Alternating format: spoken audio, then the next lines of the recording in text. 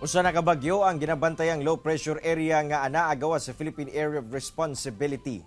Sa karon usa pa kini ka tropical depression nga adunay international name nga Mawar matud sa Pag-asa.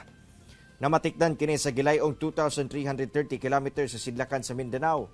Aduna kini gikusgon nga 130 km per hour. Samtang ana sa dagat padayon nga makakusog ang maong bagyo.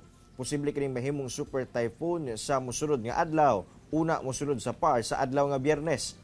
Kung makasulod sa PAR, tawagon kining bagyong Betty. Ikaduhang bagyo karong tuiga o una karong bulan sa Mayo.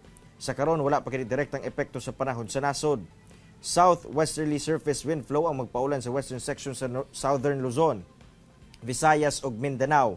Posible sabang localized thunderstorms. Karong adlaw, posibleng moabot sa 42 degrees Celsius ang heat index sa Dipolog City, 41 degrees Celsius sa Surigao City ug 40 degrees Celsius sa Davao ug Butuan City.